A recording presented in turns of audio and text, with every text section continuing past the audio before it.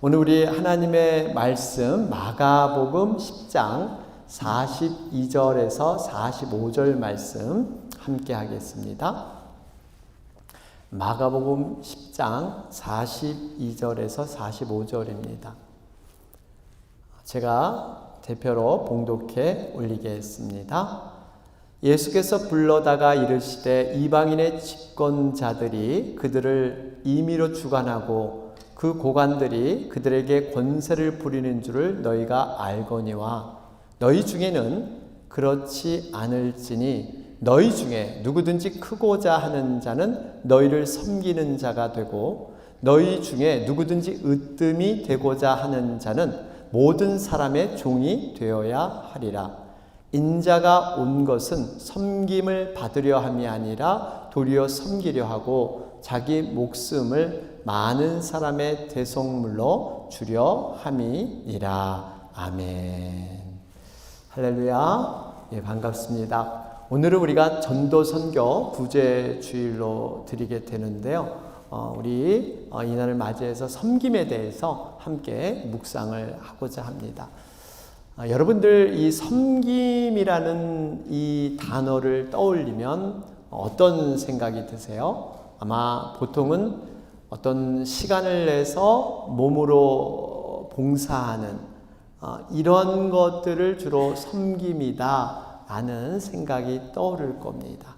그런데 이 섬김에는 굉장히 다양하고 폭넓은 의미가 있습니다. 또 섬김에는 여러 가지 모양이 있고 여러 가지 방법들이 있습니다. 섬김은 단순히 그냥 몸으로 서비스하는 것, 시간을 내서 무엇을 도와주는 것, 이것만이 섬김이 아닙니다. 그러면서 한 가지 우리가 잊지 말아야 할 것은요, 성경에서 말하는 섬김의 의미, 섬김의 목적은 무엇인가 라는 것을 살펴볼 필요가 있습니다. 과연 어떤 방향을 보고 우리는 섬김의 삶을 살아야 할 것인가 하는 것들을 말씀을 통해서 우리가 확인해 볼 필요가 있습니다. 오늘 본문 45절 말씀을 보시면 이렇게 기록되어 있어요. 인자가 온 것은 섬김을 받으려 함이 아니라 도리어 섬기려 하고 자기 목숨을 많은 사람의 대속물로 주려 함이니라. 여기서 예수님께서 자신을 소개할 때 인자 이렇게 소개하고 계세요. 이유가 있죠? 이 사람이라는 거예요. 사람. 여러분 이렇게 사람으로 예수님이 표현한 것은 섬김의 본을 보이면서 이 대상인 사람들에게 나처럼 너희도 이 본을 따라 섬겨라 이런 뜻이 포함되어 있습니다. 그러면서 우리가 놓치지 말아야 할 부분은 예수님은 분명히 섬김을 받으려 이 땅에 내려오신 것이 아니라 섬기려 오셨다 이렇게 말씀하고 있습니다. 그런데 이 섬김은 과연 무엇을 위한 섬김인가? 이 섬김은 어떤 방향을 위한 섬김인가? 라는 것을 우리는 눈여겨봐야 합니다. 이 섬김은 무엇을 위한 섬김이었을까요? 말씀의 뒷부분을 보시면 거기 보면 섬기려 하고 그러면서 그 의도와 목적과 방향이 있는데 목숨을 많은 사람의 대속물로 주려 함이니라 이렇게 말씀하고 있어요. 여러분 여기서 대속물이라는 거, 이 대속물이 뭐냐 하면 전쟁의 포로나 아니면 노예들, 범죄자들 이런 사람에게 자유의 몸으로 풀려날 수 있도록 그 권리를 돈 주고 사는 것, 이게 바로 대속물이죠. 근데 요즘으로 비유하면 아마 이런 비유가 합당하지 않을까요? 어떤 아이가 유괴를 당한다든지 납치를 당했을 때 상대방이 몸값을 요구하게 됩니다. 이 몸값을 지불하게 되면 풀려나서 자유의 몸이 되는 것, 이 몸값이 바로 대속물, 이러한 비슷한 의미가 있습니다. 여러분 아시지만 우리 예수님께서 분명히 우리 죄값을 대신 치르기 위해서 십자가에서 대속물로 자기 목숨을 들이셨어요. 여러분, 죄의 싹은 사망입니다. 누구나 예외가 없어요. 죄를 한 가지든 100가지든 1000가지든 죄를 진 자는 죽음을 반드시 그 대가로 치러야 합니다. 그런데 우리의 이 죄값의 죽음을 예수님께서 대신해서, 다시 말해 대속물로 섬겨주면서 우리는 영원한 생명을 얻게 된 줄로 믿습니다. 다시 말해 예수님의 섬김을 통해서 우리는 구원을 받았다는 사실이에요. 결국 이 말씀을 통해서 예수님의 섬김은 무엇을 위한 섬김이었나? 죽은 사람을 살리기 위한, 심판받아 지옥에 던져질 인생을 구원하기 위한 그러한 섬김인 줄로 믿습니다. 그렇기 때문에 우리가 이 땅에 오신 그 예수님의 섬김의 그 이유와 목적, 이것이 무엇을 위한 섬김이었는가? 영혼 구원에 있다는 거예요. 그래서 우리들의 섬김은요, 단순히 어떤 사회 봉사나 구제 차원에서 이런 섬김과는 달라야 합니다. 영혼 구원을 생각하면서 섬겨야 돼요. 왜 그럴까요? 그것이 인생 가운데 가장 중요한 일이기 때문에, 심판받아 죽을 인생에게 영원한 생명을 소개하고 그 영원한 생명을 누리게 한 것만큼 값진 것이 없기 때문에, 사랑하는 여러분, 우리가 가장 소중한 것, 우리 인생에서 가장 행복하고 가장 복을 받은 것은 바로 우리가 심판을 면하고 영원한 생명을 얻은 그 구원을 이룬 것인 줄 믿습니다. 이것이 나의 가장 복이고 가장 큰 선물이다. 이런 고백이 우리에게 있어야 합니다. 여러분, 이 주보를 통해서 여러분 중보기도 요청을 드렸는데, 저희들이 10월 6일부터 8일간 이렇게 교회 리더 되시는 목자 목녀님들이 가정교회 세미나에 참석을 하게 됩니다. 그리고 그 다음 주죠, 10월 13일부터 15일에 가정교회 부흥회 및 세미나를 우리 심영춘 목사님을 통해서 함께 이렇게 개최하게 됩니다.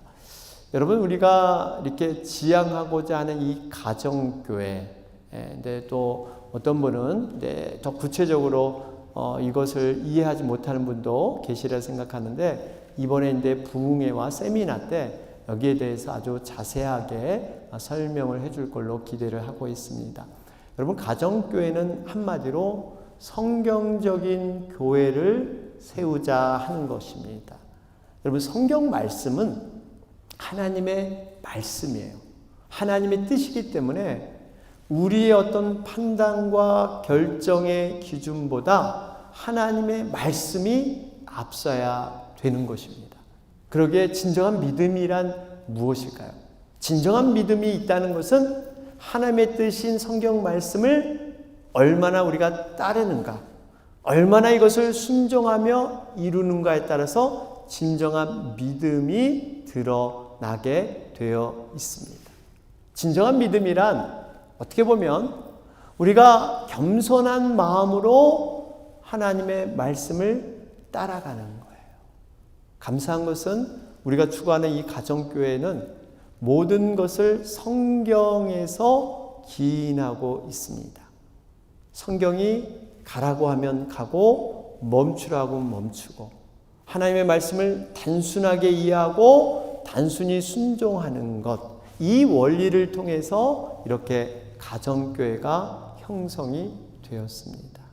여러분, 이 어린아이들은 부모님의 말이라면 100% 신뢰를 합니다. 왜 그럴까요?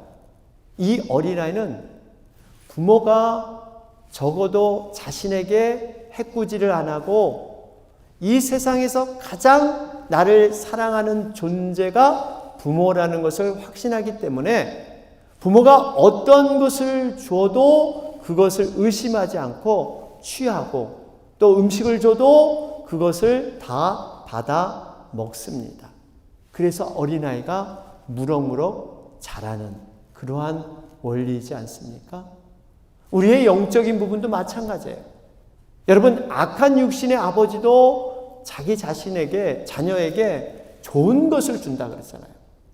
근데 우리를 죽기까지 사랑하시는 선하신 천부의 하나님 아버지께서 우리에게 좋은 것 주실 줄로 믿습니다. 우리가 그 말씀이 좋다는 것을 인정하고 신뢰하고 이 말씀을 단순하게 이해하고 단순하게 따르면 반드시 우리 교회와 우리 영혼에게 유익과 복이 된다는 사실입니다. 그렇기 때문에 우리가 이 가정교회의 여러 가지 것들을 배우고 이것을 우리 교회에 접목하기 위해서 지금 어떻게 보면 굉장히 많은 변화들을 준비하면서 그 길들을 지금 예비하고 있는 것입니다. 여러분, 이 가정교회에 특별히 우리가 하고자 하는 일은 성경에 나타난 최초의 교회의 모습들, 이 교회를 모델 삼아서 교회의 모습을 회복하자고 하는 이런 취지가 있습니다. 이 성경에 발견된 그러한 교회 가운데 신약교회, 성령과 말씀이 충만하게 역사했던 그 신약교회를 되돌아보면서 우리도 그것을 적용하고 그것을 통해서 더욱더 교회를 세우고자 하는 뜻이죠. 이 성경에 나오는 여러 가지 교회에 관한 원리들을 쭉 연구하는 가운데 이 세축 내기둥, 이러한 간단한 원리로 이렇게 이해하기 쉽게 만들었습니다. 우리가 이 머릿속에 많은 것들이 있으면 기억하지 못하고 이것을 이렇게 행하는데 어려움이 있지 않습니까? 이것을 간단 명료하게 요약한 것이 세축 내기둥이에요. 여러분, 그래서 이 세축 내기둥을 제가 잠시나마 이렇게 소개를 좀 해야 될 필요가 있겠다 한 것은 이제 부흥회 때 이런 얘기들이 나오면 여러분들이 그래도 조금은 좀 알고 있어야 되지 않을까 하는 마음에서입니다. 여기 보면 이 세축 내기둥이 나오죠. 여러분, 축이라는 것은 뭐냐면 뼈대예요. 어떤 틀, 이 쉽게 말하면 어떤 하드웨어, 외형적인 그릇, 이것이 세축이에요.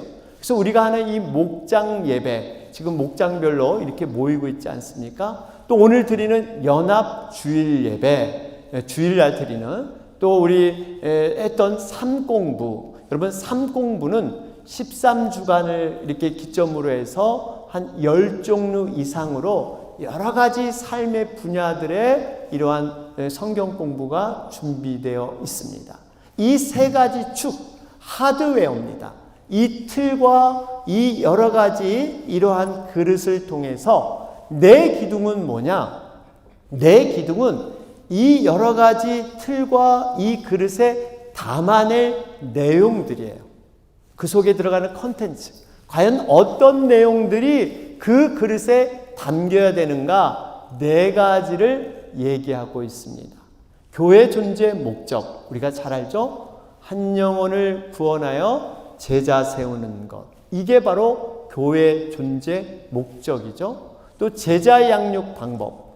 제자는 예수님께서는 단순히 교실에서 어떠한 지식을 가르침으로 말미암아 제자를 세운 것이 아니라 현장에서 삶과 함께 나누면서 본을 보임으로 말미암아 보고 배우는 그러한 제자 양육 방법을 사용하셨습니다. 바로 우리가 그걸 하자는 거예요. 그냥 지식을 얻는 게 아니라 삶에서, 목장에서 그것을 보고 배우는. 그 다음에 사역 분담의 원칙, 세 번째 기둥이 되는데, 이 사역 분담의 원칙은 각자 주어진 은사가 다르고 재능이 다른데, 이게 어떤 일정한 사람만 교회를 섬기는 게 아니라 다 같이 함께 섬기자, 이런 의미가 있습니다. 특별히 중요한 것은 목양이라는 부분, 이 영혼을 섬기고 영혼을 돕는 것이 과거에는 그냥 목회자의 것이었는데 그것이 아니라 함께 평신도, 지도자, 목자, 목녀님이 함께 이 사역을 해 나가는 것. 이런 것이 사역 분담의 원칙에 있죠. 그러면서 오늘 말씀드리고자 하는 것이 바로 섬기는 리더십입니다. 요 네 가지 기둥이 세 축에 담겨져서 이렇게 가정교회, 성경적인 교회를 세우는 그러한 일들을 우리는 하게 될 것입니다. 그러면서 오늘 이제 본문 배경을 잠시 설명을 드리면 오늘 본문 배경은 이렇습니다. 예수님께서 이제 이 땅에 오신 최종적인 목적이죠. 십자가에 달리기 위해서 예루살렘으로 올라가는 과정에 일어난 일들입니다. 예수님은 이미 제자들에게 자신이 십자가에 이제 달리실 것이다. 십자가 사건을 예고하셨어요. 오늘 본문에는 안 나왔지만 그 앞에를 보면 33절, 34절에 보면 구체적으로 언급하셨는데 우리가 주목해야 할 부분은 이 십자가 고난의 예고를 듣고 제자들이 어떻게 반응했는가, 제자들이 어떠한 반응을 했는가, 이것이 굉장히 중요합니다. 35절에 보면 우리 다음 화면을 넘겨주시면 이 세베대의 아들 야고보와 요한이 주께 나와 여짜오되 선생님이여 무엇이든지 우리가 구하는 바를 우리에게 하여 주시기를 원하옵나이다. 여기 보니까 이 야고보와 요한은 예수님이 십자가를 지셔야 하는 것을 제대로 이해하지 못한 것 같습니다. 그들 나름대로 해석을 하면서 예수님이 정치적으로 자신들을 해방시켜 주시고 아주 굉장한 권력 위에 자신들을 올려줄 것처럼 그렇게 엉뚱한 생각을 했던 것이죠. 그래서 우리가 구하는 바를 우리에게 하여 주시기 원하나이다. 우리에게 이러한 권력과 한 자리를 주시옵소서, 이런 마음이 있었어요. 그래서 예수님이 그 확인을 하죠. 36절에 보면 이르시되 너희에게 무엇을 하여 주기를 원하느냐 이렇게 대묻자 37절에 여짜오되 주의 영광 중에서 우리를 하나는 주의 우편에 하나는 좌편에 앉게 하여 주옵소서. 쉽게 말하면 이제 예수님이 왕권을 회복하고 이 세상을 떵떵거리게 지휘할 텐데 우리를 한 자리, 바로 좌의정 우의정 이런 한 자리를 우리에게 허락해 주옵소서. 여러분, 예수님께서 얼마나 마음이 답답하셨을까요? 이 정말 제대로 지금 이해하지 못하는 이 제자들, 이 보면서 얼마나 답답하셨을까요? 그럼에도 불구하고 예수님은 끝까지 이 제자들을 상대해 주십니다. 38절에 보면 예수께서 이르시되 너희는 너희가 구하는 것을 알지 못하는도다. 내가 마시는 잔을 너희가 마실 수 있으며 내가 받는 세례를 너희가 받을 수 있느냐.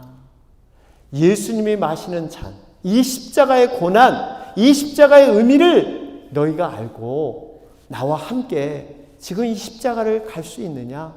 지금 이렇게 다시 한번 묻고 확인하셨는데 그들이 대답이 뭡니까? 39절에 그들이 말하되 할 수 있나이다.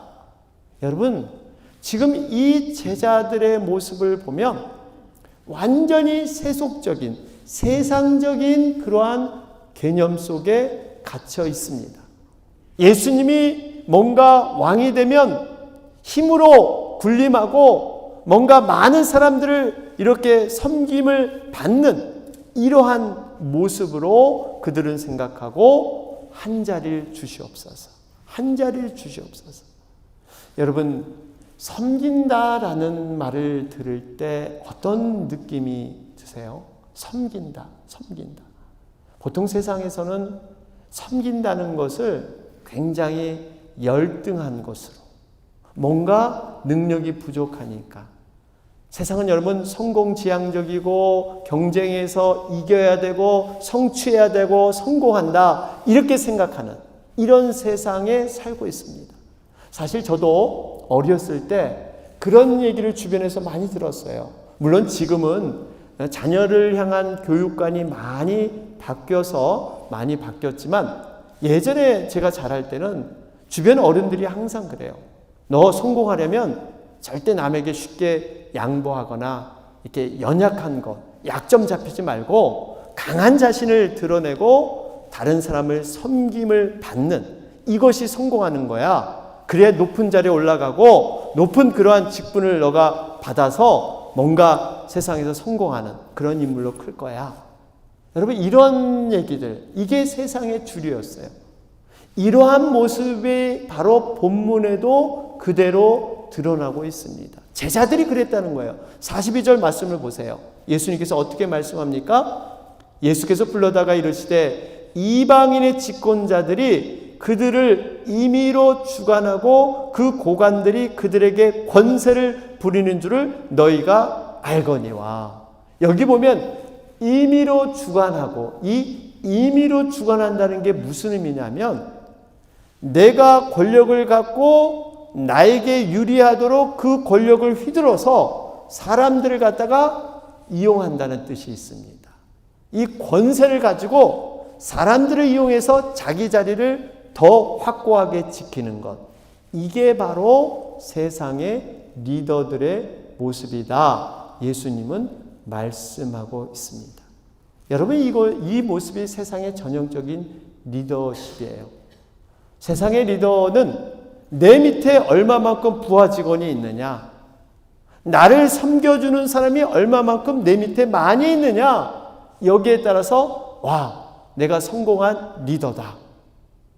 여러분, 이것이 바로 세상의 방법이지 않습니까? 그런데 예수님은 정반대의 말씀을 지금 하고 계십니다. 내가 얼마만큼 섬기는 사람이 많이 있는가? 내가 섬김을 받는 게 아니라 내가 얼마만큼 많은 사람을 섬기고 있느냐? 여기에 따라서 바로 큰 자이고 그 사람이 제대로 된 리더다. 이렇게 말씀하고 계세요. 오늘 43절, 44절을 보세요. 여기 보니까 너희 중에는 그렇지 않을지니 너희 중에 누구든지 크고자 하는 자는 너희를 섬기는 자가 되고 너희 중에 누구든지 으뜸이 되고자 하는 자는 모든 사람의 종이 되어야 하리라. 여러분, 사람들에게는요 선한 욕구가 있어요. 크고자 하고 으뜸이 되고자 하는 이 생각 자체가 잘못되거나 나쁜 것은 아닙니다. 여러분, 믿음에도요 정말 선한 욕구가 있어요. 성경에 분명히 나타나기를 하나님 나라 천국에 들어가는 것을 사모하고 분명히 하늘에 상이 있고 하늘 천국에서도 큰 자가 있고 작은 자가 있다. 그래서 믿음의 선한 경주를 통해서 하나님의 상을 바라보고 보상을 바라보고 끝까지 변치 않고 달려가라. 분명히 말씀하고 있습니다. 그 대표적인 사람이 사도 바울 아닙니까? 사도 바울은 과거에 자기가 행했던 그 업적과 공적이 엄청 많았습니다.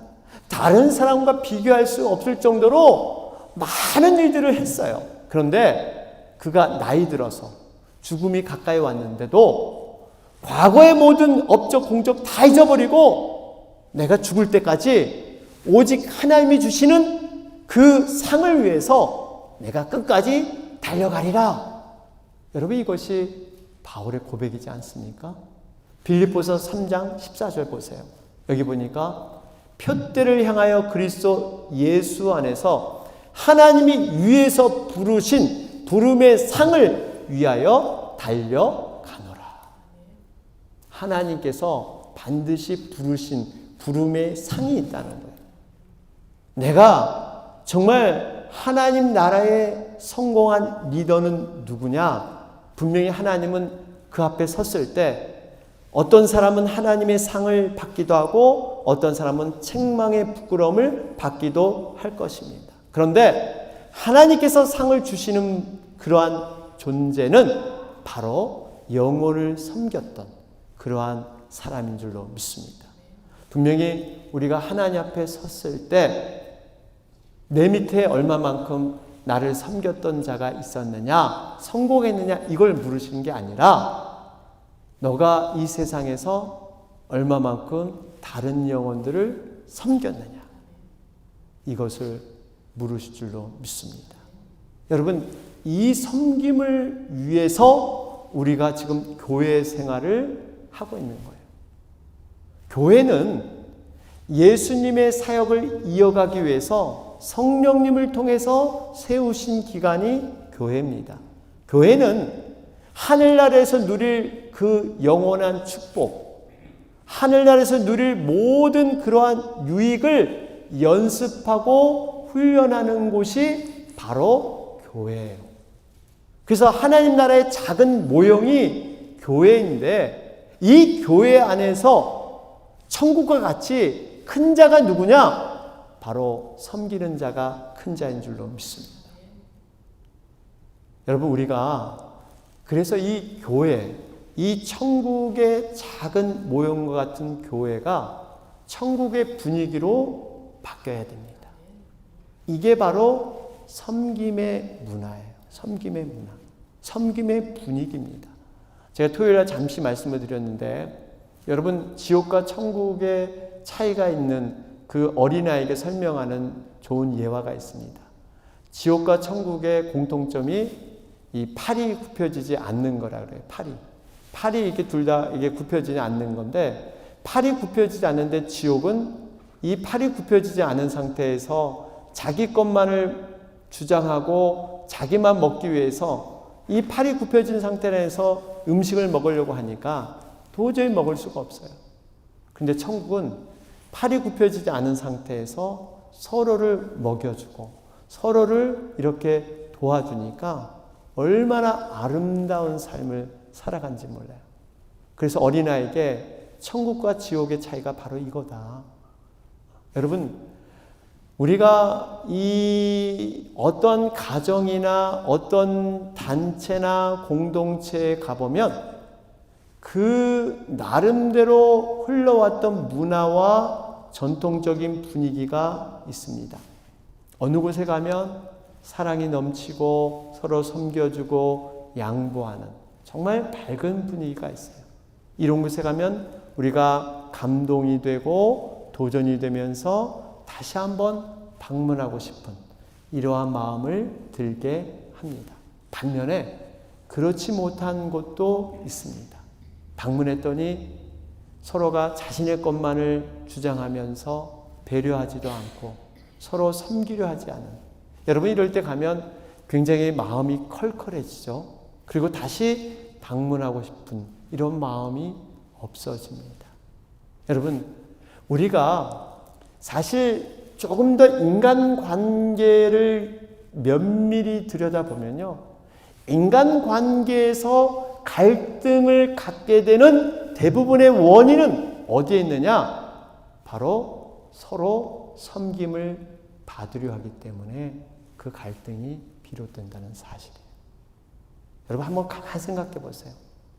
왜 인간의 갈등이 있을까요? 내가 먼저 섬겨주면 되는데, 내가 먼저 손 내밀면 되는데 이 자존심 때문에 이걸 하지 못하는 거예요. 나는 못하지만 상대방이 먼저 해야지, 이런 생각을 하는 거예요. 남편과 아내의 관계도 그렇지 않습니까? 남편이 직장생활 정말 힘들게 상사 눈치 보고 고된 일해서 집에 와면 좀 아내가 편하게 좀 마음 다 놓고 좀 쉬게 했으면 좋으련만, 이렇게 섬겨줬으면 좋으련만, 아내 입장은 다릅니다. 하루 종일 집안일 하면서 에너지 넘치는 이 어린아이들과 씨름하고 싸우다시피 이렇게 애들 보다가 남편이 오면 좀 애들하고 놀아주기도 하고 목욕도 좀 시켜주고 그랬으면 좋으련만, 저 인간은 피곤하다고 소파에 누워가지고 TV 보면서 이러니까 화가 나는 거예요. 화가 나는 거예요.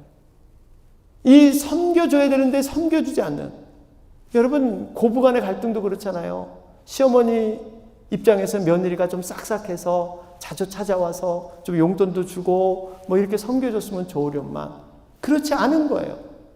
반면에 며느리는 시어머니가 자신을 좀 딸처럼 여겨주고 부족해도 좀 덮어주고 배려해주면 좋으련만 그렇게 하지 않는 거예요. 서로 섬겨줬으면 좋으련데 안 되니까 갈등이 생겨요. 갈등이. 여러분, 우리가 인간관계의 많은 부분은 섬김을 받으려 하지 않고 만약에 우리가 섬기려고 한다면 이런 모든 갈등을 벗어날 수 있다는 거예요. 그것이 어떻게 가능할까요? 우리가 말씀대로 한번 살아보는 겁니다. 말씀이 섬기면 복을 얻는다. 섬기는 자가 큰 자다. 바로 종이 된 자가 바로 리더이다. 아예 섬기려고 마음을 먹으면, 내가 섬김을 받지 않고 아예 섬기려고 마음을 먹으면 내 마음속이 평안하고 자유함이 있을 줄로 믿습니다. 마음에 걸리는 것이 없다는 거예요. 생각을 바꿔버리면. 예전에 최영기 목사님이 강의를 하면서 이런 얘기가 나오더라고요. 어느 한 자매가 있었는데 목녀였습니다. 정말 열심히 이렇게 VIP 영혼들을 섬기다가 어떻게 우연히 몸이 아파서 병원에 입원하게 되었다고 합니다. 그래서 이제 최 목사님이 이렇게 목녀이기 때문에 신방을 갔어요. 그런데 때마침 그때 이 목녀가 병원에 입원했을 때 그토록 섬겼던 VIP가 이 목녀를 위해서 이렇게 죽을 만들어 왔다고 합니다. 그런데 그 죽을 보면서 목녀가 정말 하염없는 눈물을 흘리면서 마음의 감동을 느끼면서 이 죽 한 그릇을 보면서 그렇게 울더라는 거예요. 그러면서 최 목사님이 그 옆에서 모습을 보면서 이런 생각을 했다고 합니다. 사실 그 목녀가 지금 찾아온 VIP를 위해서 지금까지 베풀었던 이러한 섬김은 이루 말할 수가 없었습니다. 정말 열심히 있는 목녀였어요. 10번, 20번은 그 이상은 정말 죽도 갖다 주고 여러 가지 부단히 챙겨서 그 VIP를 섬겼던 그러한 목녀였습니다. 자신이 섬겨준 것에 비해서 돌아온 것 보면 기껏해서 죽 한 그릇. 자신은 정말 부단히 많이 섬겼는데 그것을 비교했다면, 내가 한 만큼 나에게 돌려받을 것을 생각했다면 이렇게 감동을 받을 수 없다는 거예요. 이렇게 눈물을 흘릴 수 없다는 거예요. 그 목녀는 그저 섬김이 목적이고 그 섬김을 통해서 그녀는 감사하고 그 행복했기 때문에 자기가 생각지 않은 그 되돌아옴, 그 죽 한 것 때문에 그렇게 눈물을 흘리며 감동을 받았다. 이런 고백을 하시더라고요. 여러분, 우리의 삶의 목적이 섬기려고 하는 자에게는요, 자유함과 평안과 기쁨이 있는 줄로 믿습니다. 상대방이 어떻게 나에게 하든 안 하든 거기에 걸리지 않고 그냥 하나님과의 관계에서 자유로운 기쁨이 만끽하는 거예요. 오늘 보면 44절에도 말씀하죠. 너희 중에 누구든지 으뜸이 되고자 하는 자는 모든 사람의 종이 되어야 하리라. 여러분, 여기서 모든 사람의 종이 된다는 의미는요, 그냥 사람이 시키는 대로 사람 눈치 봐면서 사람이 그냥 기분 맞춰주고 이런 뜻이 아니에요. 여러분, 여기 종이 된다는 것은 사람의 종이 되는 게 아니라 하나님의 종이 되는 줄로 믿습니다. 결국 주인은 하나님이세요. 여러분, 섬기는 종이 된다는 것은 이런 의미예요. 사람들 기분 맞춰주고 사람들 좋은 분위기 만들어주는 게 아니라 하나님이 원하시는 곳에서 하나님이 원하시는 일을 하나님의 방법으로 하는 것. 여러분, 이것이 종의 모습인 줄 믿습니다. 종은 결코 비굴해하지 않습니다. 하나님 앞에 서는 사람이기 때문에 자신의 존재감이 없어 늘 피해의식에 사는 그런 존재가 아닙니다. 하나님의 뜻을 받들어서 남을 성공시켜주고 남을 행복해주고 남이 잘 되게끔 뒷받침해주는 것, 이것이 바로 종의 모습인 줄로 믿습니다.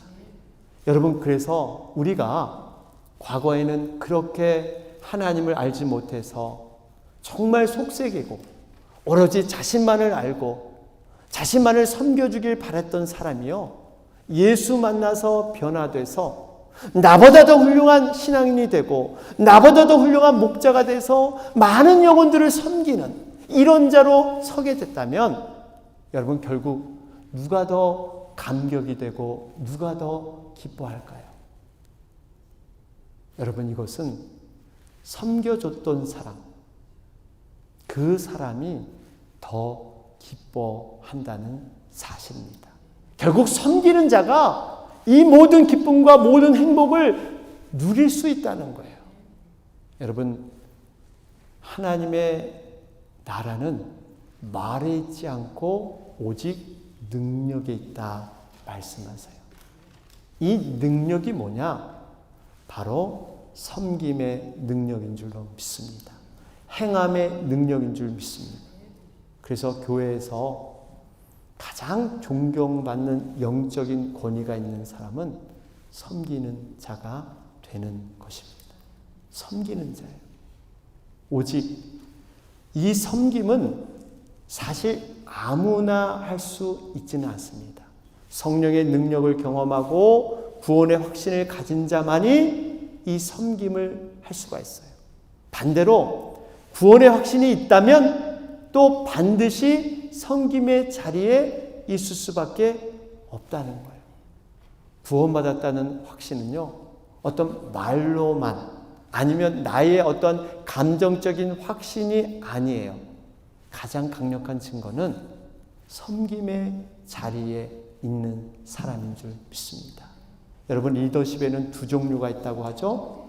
하나는 여기 보면 자리에 중심을 두는 리더십이 있고 역할에 중심을 두는 리더십이 있다고 합니다.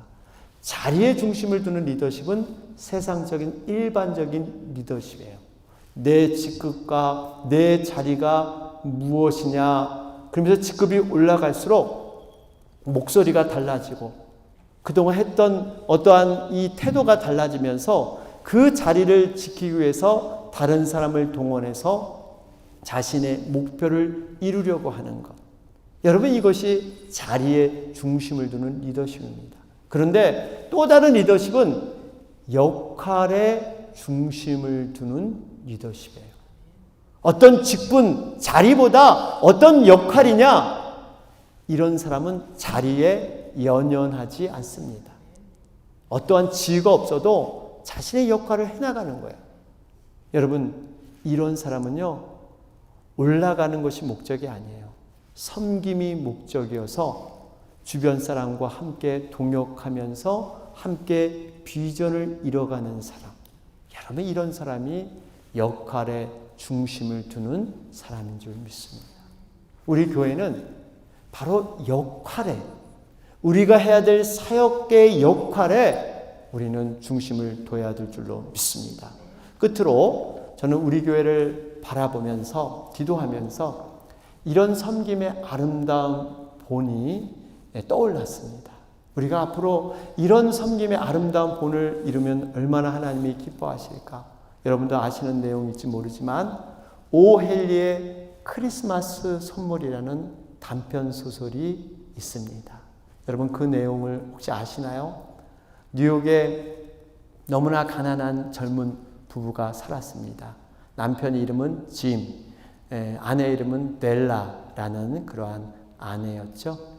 이들에게 크리스마스가 다가오는데 너무너무 가난해서 서로에게 정말 선물을 하고 싶은데 이러한 돈이 없는 거예요. 그래서 아내 델라는 남편에게 어떠한 선물을 해주면 좋을까 생각을 했는데 남편이 대대 가보로 내려오는 그 시계가 있었어요. 그런데 그 시계가 시계줄이 없으니까 매일 남편이 그냥 주머니에 넣고 다니는 것. 이걸 보면서 너무너무 안타까워했습니다. 그래서 그 아내는 자신이 평상시 정성스럽게 곱게 길러왔던 머리카락을 잘라서 그걸 팔아서 남편의 시계줄을 사서 선물하게 됩니다. 남편 짐은 과연 아내를 위해서 어떤 선물을 해줄까 고민하던 끝에 아내를 떠올리니까 아내가 항상 풍성하고 곱게 길렀던 이 머리카락, 이것을 굉장히 좋아하고 사랑스러워하니까 이 머리카락에 잘 어울리는 머리핀, 이것을 선물했으면 좋겠다 해서 자신이 평소 아꼈던 시계를 팔아서 예쁜 머리핀을 사게 됩니다. 크리스마스 당일이 됐습니다. 어렵게 장만한 선물을 서로에게 전달을 하는데 실제로는 아무런 이용 가치가 없습니다.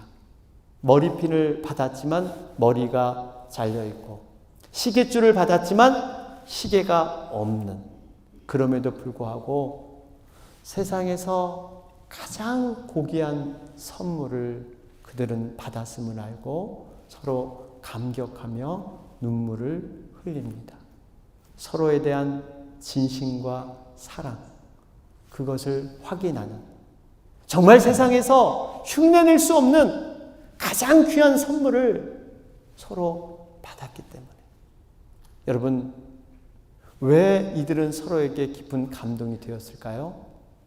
없는 중에도 자신의 가장 소중한 것을 팔아서 상대방의 가장 소중한 것을 채워주었기 때문에 여러분, 감동이 되는 줄로 믿습니다. 여러분, 섬김은 모든 것이 갖춰졌다 해서, 여유가 있다고 해서 섬기는 거 아닙니다. 저 사람은 모든 게 갖춰지고 여유가 있고 그러니까 저렇게 할 수 있지, 아니에요.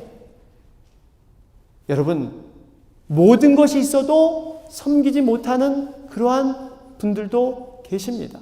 중요한 것은 내가 어려운 가운데, 약한 가운데 섬길 때 거기에는 진한 감동이 있다는 사실이에요.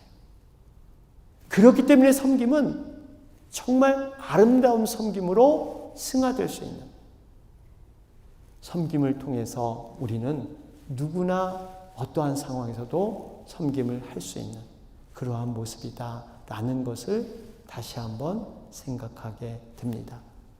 우리의 이 섬김이 여러분 결코 그냥 단회적으로 조금의 어려움이 있다고 해서 멈춰서는 안 됩니다. 예수님이 하셨던 그 사역이기 때문에 우리는 묵묵히 끝까지 따라가야 합니다. 이 섬김을, 이 선한 행위를 우리가 끝까지 한다면 분명히 하나님께서는 이 섬김의 자리를 통해서, 그 사역을 통해서 우리를 풍성케 할 뿐만 아니라 하나님의 놀라운 상으로 인도해 주실 줄로 믿습니다.